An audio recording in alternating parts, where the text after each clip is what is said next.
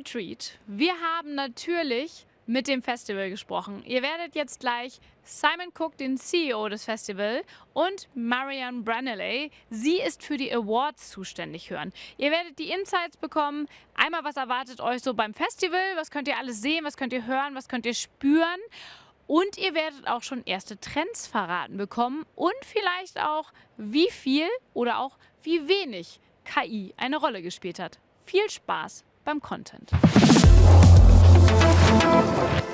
Simon, welcome back to our traditional interview and thank you again for doing this. Absolute pleasure. Good to see you. I can't believe it's been a year. I can't believe it as well. It goes faster and faster every year.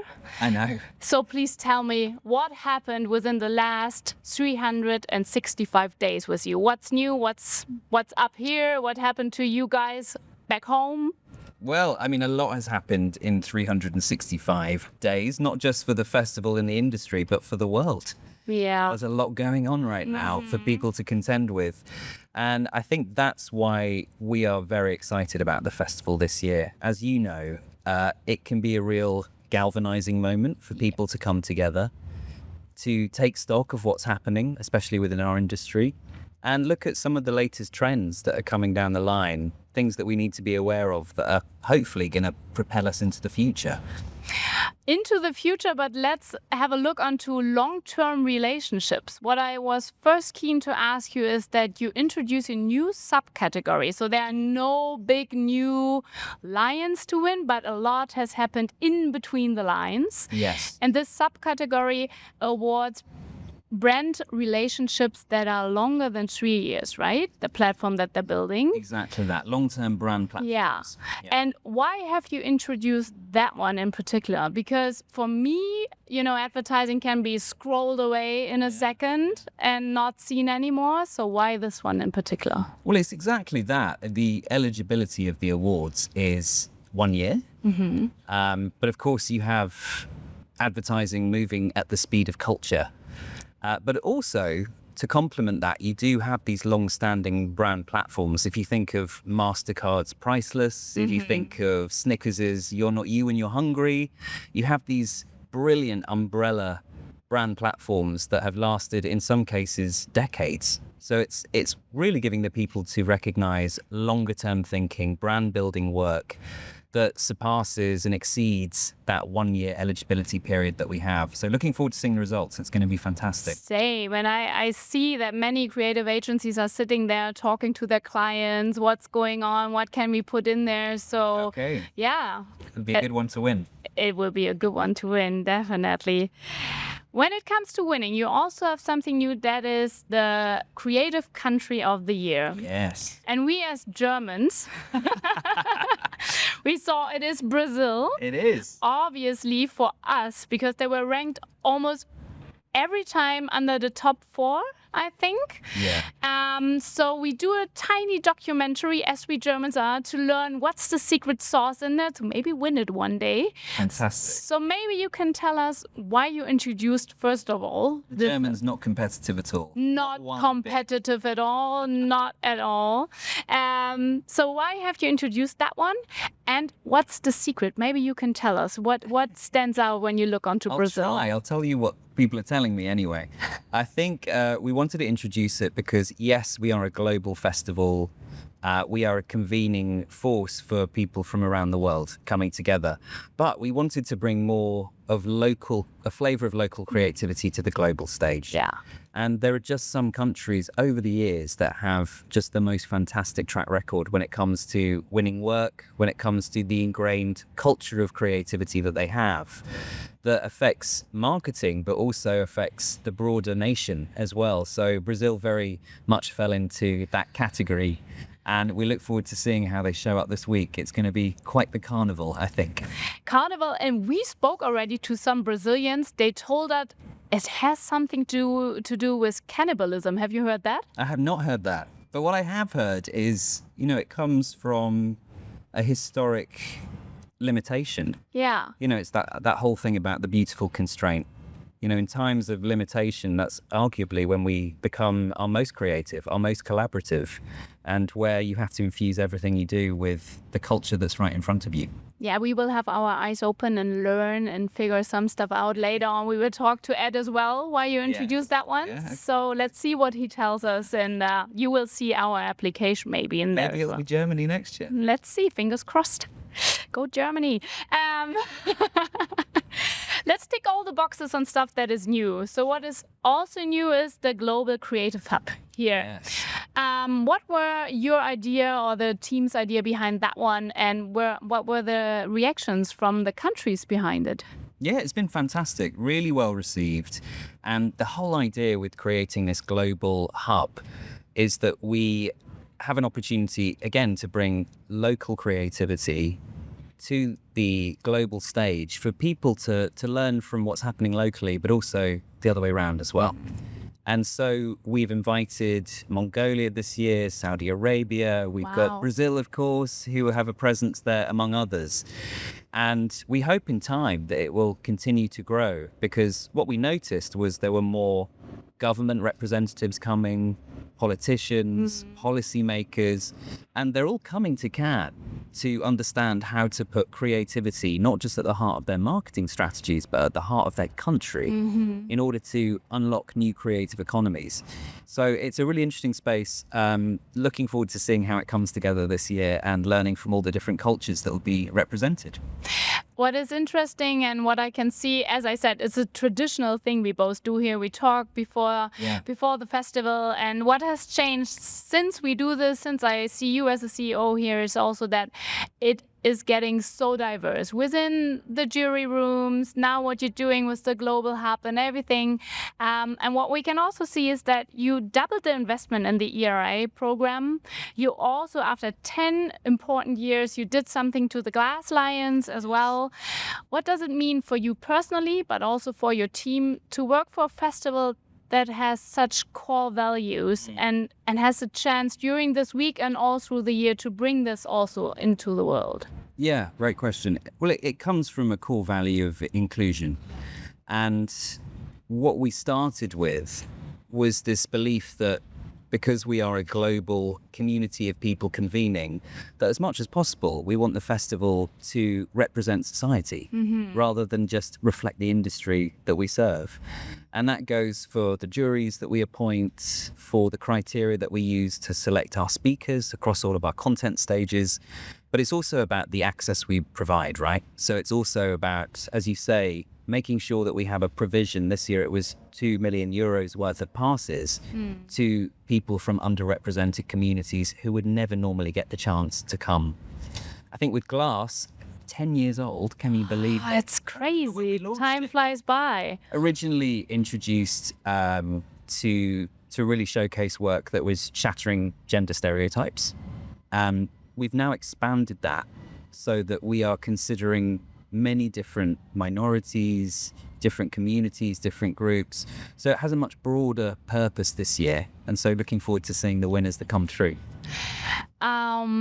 What we can also see, in Natasha Woodwall, your director of content at Lions, said it, this year's agenda captures the creative industry in a state of bold transformation. I think that is nothing we can just put under the carpet, as we say in Germany.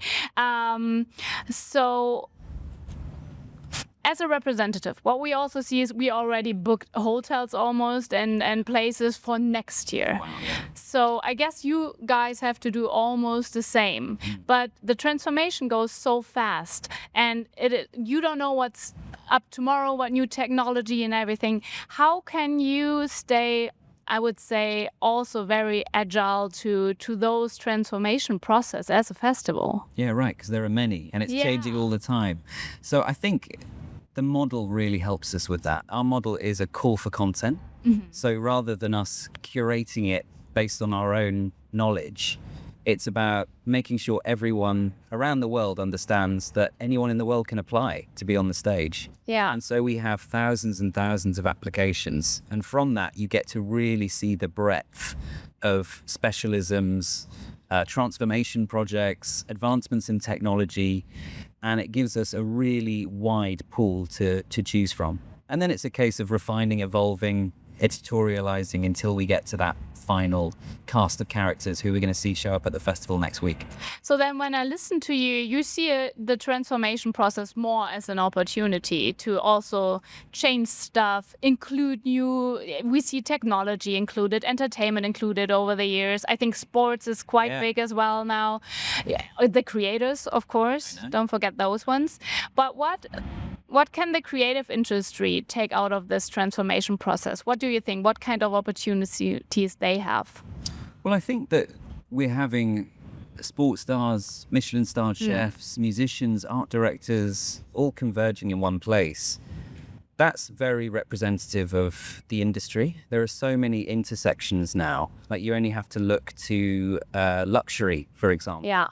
And in luxury, we're seeing a big trend, a big overlap with sports, especially the Olympics piece that we see probably later next week. And so I think what our audience tell us is that, yes, we absolutely want to understand how to be better at our day jobs, but we also want to be inspired by adjacent markets, adjacent creativity in different verticals. And here is the place to do that. But I think what the creative industry is also staying in, almost like in a storm in at the moment, is we have Sir Martin Sorrell. As you have him on stage, we have him in the Weischer House as well. And obviously, when you have him, you talk about the relevance of media agencies and creative agencies. And I think what the festival can provide is, up being very high in the ranking with the awards they can win here. So how can the festival maybe also help to stay relevant and not being replaced by an AI? Hopefully not. Hopefully not. I think with the agencies, they're having a good showing this year. Mm-hmm. We have a little more entries than we did last year, which I think is very indicative of how people still feel about creativity which is coming from agencies. But increasingly we have a huge brand presence here, so the clients are coming, which is an incredible sign because it demonstrates their continued investment in creativity that can drive business. And so I think in terms of the AI thing, we spoke about this last year. Mm-hmm. Of course, we're seeing more and more work with artificial intelligence imbued into the work itself. But through the entry form that we have, it is clearly signposted. Because I think we need that still, don't we? We need to be able to determine where there's been human intervention or AI intervention. I mean, it's a new tool. So you also, when you have other tools being used, it's also in there when you're shooting a film or so. Yeah. I can see that we do this for quite a while now because this is a great bridge. You have all the brands here, and what you and your juries and your jury president last year, Harjot Singh, on stage also said is that it's always important to have a great idea first, to have an effect within the market, getting an ROI for a brand. And I think the festival really helps brands understanding how important still this great idea is to get a real effect within their target groups and what the goals they want to reach. So what is the festival, besides those days here, doing to support the message for the creative that it's still important to have a great idea to be effective? I think that starts here with our juries who we've been briefing this week as they start their judging process.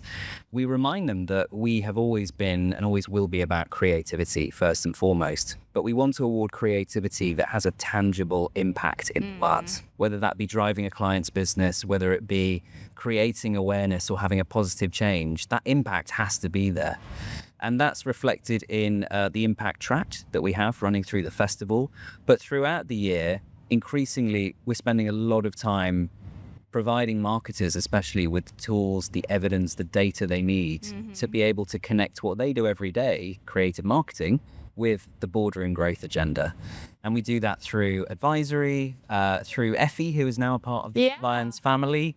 And that has to be our core mission for the sake of the industry. What is also your core mission is that you bring the trends out into the world. When the festival is over, everyone is talking about, oh, you have to go into that topic. So last year, for me, it definitely was female sports. Yes. That was amazing. I think it will be even bigger this year. Just a gut feeling by seeing some of your shortlists and so on. But what other trends have you maybe already heard when you had your ear on the jury rooms or saw what is entered into the competition?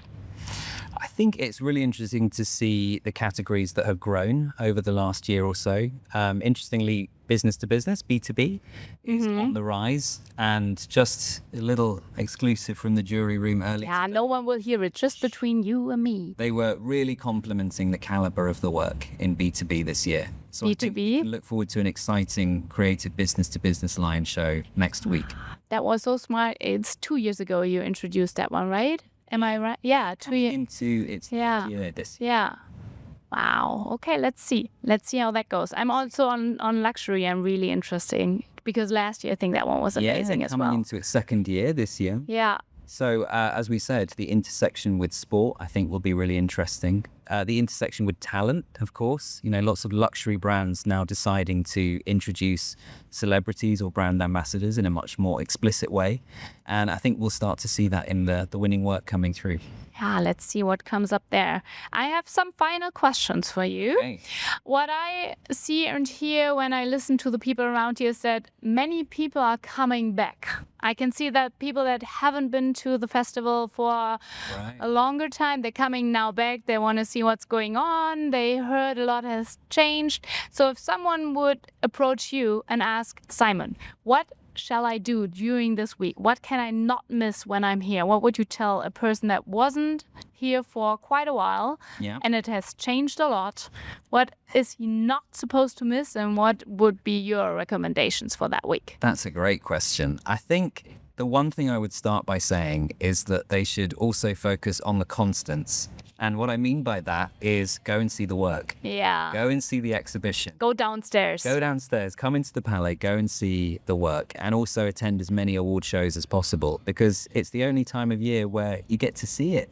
And feel it. For me, it's feeling it. Exactly. As a German last year, when the FAZ was winning that campaign and we saw Margot Friedländer on there, and then the Grand Prix came up and the people were crying around me. Wow. Those moments you will never forget. Goosebumps. Goosebumps. And it gives you inspiration, I think. I saw some campaigns in your titanium shortlist where I thought, maybe they have seen that one last year. I got some inspiration. Yeah, of course. It informs the path forward for all of us. So it's capturing a moment in time. It's part of history.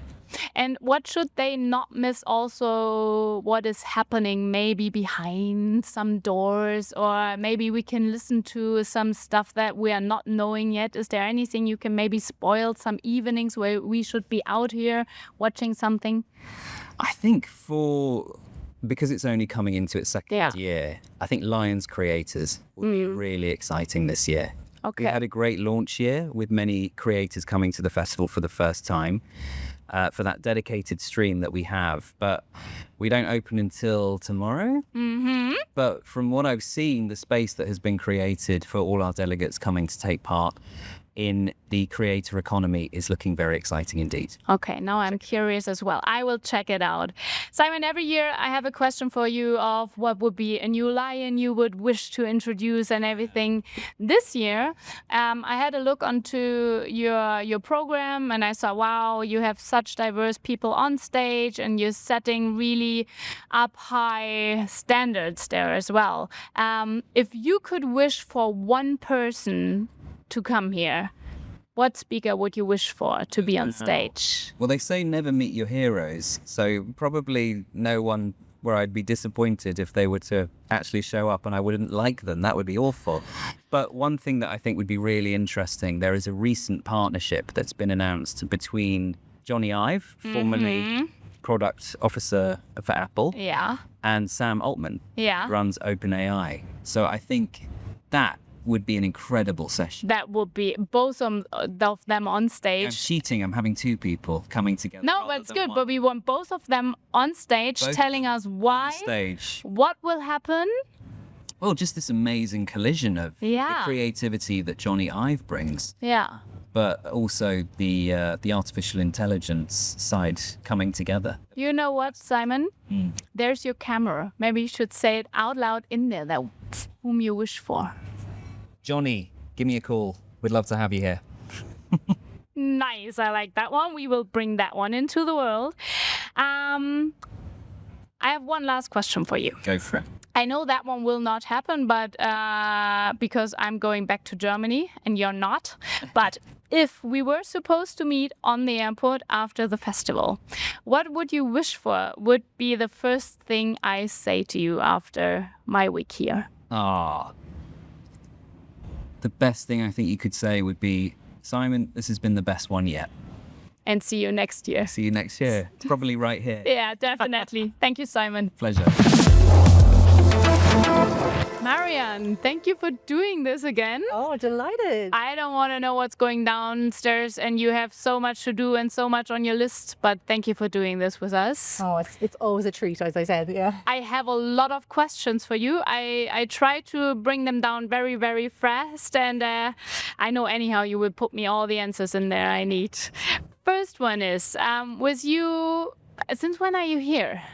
I've been here since Tuesday, so about a week, nearly a week. Okay, so you can maybe tell me already a little bit about it. What's your gut feeling about this year's festival? What's in it for us? Oh, well, we've already had some of the Grand Prix are coming in. We've got 22 shortlists out already, so it's going to be a big one. I think it's going to be a really interesting one. We announced earlier this week about the awards. We had 26,900 entries. Yeah. And what's in that is really interesting. So we've more participation from independent agencies, which is, again, it's a shift of where the work is coming from. We've more participation from LATAM. Again, more really interesting 16%, I think. 16%, a huge, it's huge, growing. Yeah, definitely. So I think that really shows where creativity is coming from, and it doesn't just center in one place. And it really is that kind of global scope. So you're really going to see that across the festival, it's country pavilions, across the creator labs. It's just where creativity is coming from. I think it's a really interesting space this year for sure. And a huge and diverse mixture of ideas, and it's a celebration of work, I guess. Absolutely, yeah. You have not introduced this year new lions, but you did changes within the categories. So you have the long-term hanging on the word. Brand platform? Yeah, brand platform. Tk you so much. After 10 years, you did the Glass Lions. You did some updates there. You also, as you said, it's not influencer anymore. It's Creator Lions. So tell us a little bit about it. Why have you maybe seen there are some changes needed within those categories?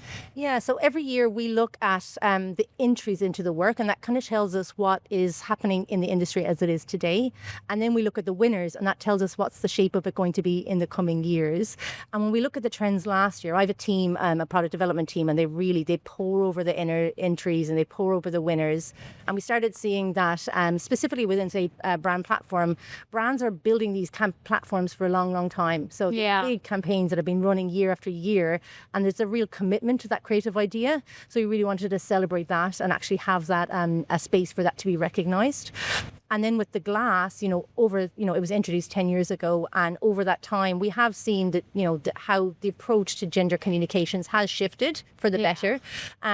But actually, when we talked to the jurors, when we talked to entrants, there were things they were saying was that, it needs to be more intersectional, it needs to be broader in scope. So we made that change this year to try and actually see more initiatives from different communities and really reach. And that, what I was saying earlier about the diversity of thought, the diversity of perspective, the diversity of ideas in the competition, it really has opened up that scope for that and a lot more. And that's really kind of where we did it. And similarly with design is another one where we looked. True, yeah. And that was one that's another big growth area this year. And again, that's really looking at behavior change and design transformation. And we're seeing how design is a strategic creative partner within the creative industry, and really shaping how consumers and how people behave in the world and within brands as well. It's exciting space for sure. Do you then get immediate response from the creative? Do they call you, text you, email you saying great idea, or saying, oof, how shall I enter there? Do they try to get out some ideas how to enter best to win maybe also? Well, we're really collaborative on how we create it. So we will talk to jurors at the festival, we'll talk to entrants, we'll talk to experts in the industry as well. So we work with, the awards are for the industry, by the industry, with the industry. So we work really closely with them. And yes, we get feedback all the time. And, if we love hearing it, if we only hear good things, we'll never change. So that's really exciting for us when people say that's not right, because then that gives us a challenge to solve. of. So we do get a lot of that, but actually then that's a lot of work for us to start looking at, and that's kind of where design is really broadening out, and that's an example of that for sure. What you said, and my ears were like, you have a team working on trends. We have a private setting here, no cameras, no nothing. So maybe have you already seen some trends emerging from the work that has been entered that you can tell me? Yeah, well, I think one of the things that we've noticed is that, in times of, recession or economic hardship, we often see people revert to things that they're familiar with. And last year it was audio and radio and outdoor that were increasing. And this year it's print and publishing, which is up. So it's again going back to those traditional mediums. And then when we look at the trends within the work, one of the things that's really coming out is like vintage and heritage ideas and reimagine. And this comes through every year, but actually it seems to be a little bit more of a shift to really focusing on that medium and actually showcasing that with a modern twist. And it's definitely a pattern we're seeing across all of the lions, which again is interesting when you think of technology and AI, this kind of vintage perspective with putting the tech over that as well. Yeah, you see some real great campaigns with only one amazing picture and a punchline or only a logo. This is really classy. It's a real resurgence to, the complexity of everything else and going back, like what's the message and what's that key piece. So it's something exciting that we're looking forward to seeing. And I think, when you go down to the basement and look at the exhibition, it'll be really striking to see a lot of that, visual imagery that it's not overly complicated. And that's something really, really striking, I think. So then when you talk that tradition comes up there more, is there less AI than last year? I think we had 12%, or is there even more this year? Well, this year, that compulsory question, we had 20%. Yeah. 20% of people all said it. And that's then just looking at the ideation, it's looking at the development of the campaign, but also of the products and services. And you'll see that in some of the shortlists as well, some of the work. And I think it's, the last year the question was, are you using AI? And I think this year the question is, how are you using AI to help drive the creativity and improve the creativity and free yourself up so that you can do more creative things for your consumers and for the community that you serve. On what you can see, I talked with Simon about it as well, is that the industry and the festival, we're all going through a transition phase, and it's happening quite a lot. And you onboarded tech, media, entertainment, everything within the festival. From your point of view, what do you think, what's the biggest benefit the festival and also the awards had from onboarding those new categories and new tech and media and entertainment areas? I think anytime you bring people together from different parts of the sector, different parts of the industry, you get some sort of magic, really looking at everyone's going to come to the same problem with a different perspective on how they would solve that problem. And we see it in the jury rooms as well, right? So they have come to this space with their lived experiences, whether that's in the market that they're from or the sectors that they work in or the brand that they work in. And they come and they see work that is completely different to what they do on a day-to-day basis, and that changes their perspective and it enriches the discussion. So I think that can only be, it's an alchemy of bringing people together, and I think that really helps. And it helps, I think we're all a little bit curious, right? Inherently curious. So I think being in the room and having those conversations with people that you would never normally interact with, I think that's kind of the magic of the festival, really, and it really helps connect those dots that would never be connected before. We talked last year, or we had the chance, we have to honestly say, to talk to Juan. Yeah. It was amazing. And he said that the festival is almost like a big circus. Mm-hmm. And you said staying curious and getting new idea by talking to other peoples. Is that also something that inspires you to bring those people together in the jury rooms? Because the Germans tell us that it is so interesting what kind of people they meet. And there was one of the biggest transitions in there, I think, in the jury rooms, who's sitting there telling you stories. What are the stories you hear from there, from those circuses? Oh, that jury room that's the most common feedback that we get, that actually this is the most diverse group of people that they've ever been in the room with. And not just from where they are in the world, but you might have a creative specialist, a technical specialist, a brand owner, and they're in the room and they're sitting around they're just looking at work. They're sitting there looking at work from all over the world, from a brand that they may never have heard of, and they're looking at how did they solve this problem for this brand, and it completely shifts their perspective on how to do that. And it's consistently the thing that we get back of being like, this is such an interesting and fascinating discussion, and they learn so much, but also they make really good friends. Yeah, they make good friends. Really good friends. The WhatsApp groups are always popping off, and they then just we see so many of people kind of move jobs and promote as a result of their time maybe 2 years later, and they've like actually running a business, and it's because the connection that you have those stories so of many people of those. meeting in there and then they started a business together? Lots of them, yeah. And that they then hired, or so there's lots of that kind of stuff where people progress in their careers as a result of being on the jury as well, whether that's internally within their organization, or that they get promoted, or that they get hired elsewhere. So it's definitely it's an eye-opening thing for sure for people. And even just sitting in the jury, my team that was the insights, they sit in the jury room and they hear that, and that's how we feed all of our editorial content, because that discussion is absolutely magical. Yeah, I keep saying magical, but one day you have to sneak me in there. I just want to one ear there and listen to them. That's a closed door conversation. I know. But is there maybe more pressure now to bring those people together for you? You know what I mean? So because you have those great stories, you have the people in there having, they bring you those diverse topics in there. Is it getting harder to find the people or easier to bring them together in the jury rooms? I think it's the fact that we're bringing in more people from all over the world. So this year we had the most representation from Africa, from Asia, from the Middle East. And again, bringing those voices into that room means that we're opening this whole other world of brilliant creatives that might not necessarily have had a seat at the table in the past. And that's an opportunity. And just also, specialism. So we had Luxury Lions last year. That's a whole new audience of creative experts that have never engaged with us before. So it's these new audiences and bringing experts in. And I think, the way the industry is evolving so much, the creator industry, we have Casper Lee on the creator jury. He's a creator himself. So it's all of this, the way the industry is evolving so much. I think there's always going to be creative expertise. And that's exciting for us, because it means there's new ways of looking at this work that we see in the jury room. You're involved in so many topics at this festival, I have the feeling, when I look onto your profile. And you're also involved in See It, Be It, when I'm correct. So kind of. Yeah. So I used to be involved in it, and this year I had the absolute privilege of getting to See It, Be It Ghana, which was an event was hosted by a previous alumni. Yeah. But I think that program is just such a special program. So it's the reason it was created was to kind of increase representation of female leadership in creative roles, and unfortunately that need is still there.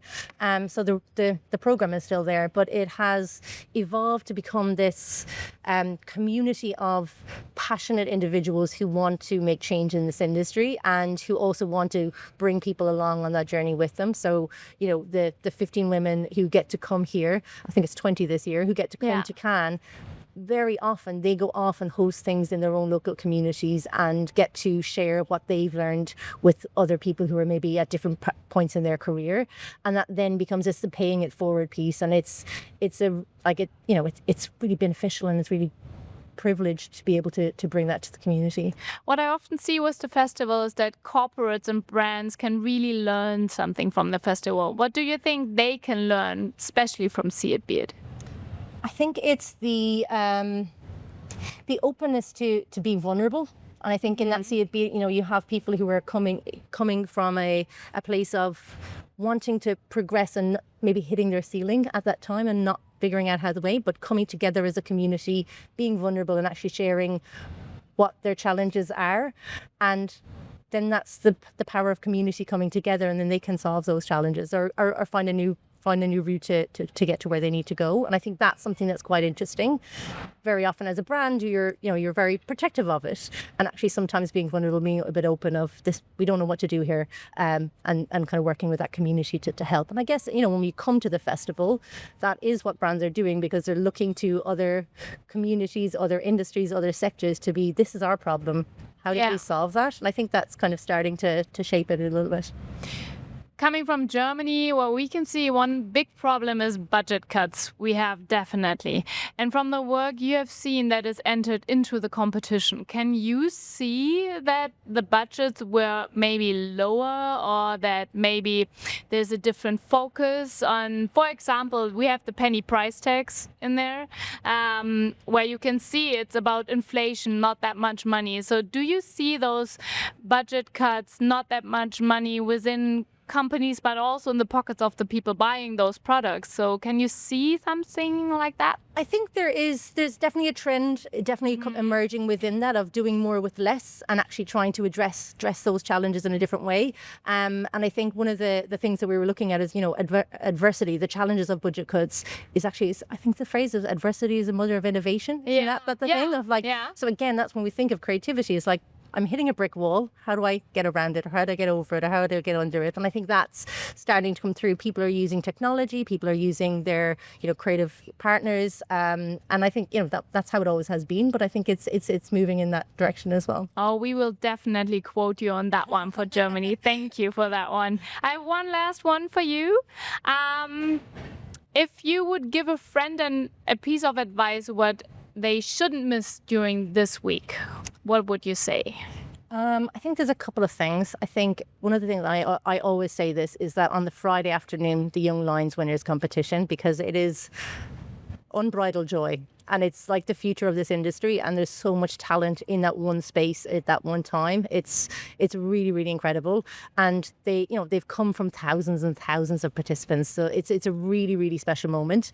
And I think it's exciting to see there's such passion in that space. There's passion, and it's hopeful for our industry. And then of course I'm going to say that the basement, because again that's where all of the work is. And there's an exhibition, and we've expanded the exhibition slightly this year to include even more lions, and I think that again, just walking around that, seeing that exhibition of the work and how great it is and how different it is and how many different brands are involved, it is again really inspiring, and you spend a lot of time. I spend a lot of time walking around there, and then you get onto the awards show at the night, and again that's you can't leave it out in attending a award show. And you have those moments in you, when you have seen downstairs one work and then it comes up in the award show and you're like, I knew it. Yes. Yeah. There's a lot of people like, oh, that's going to win. That's going to win. And then you're like, I know. Oh, yeah. Oh, okay, we have to turn down the camera because now I need Marian on my own for my battle with Robert on who is winning Lions here this week. Thank you, Marian. Thank you very much. Lovely to meet you.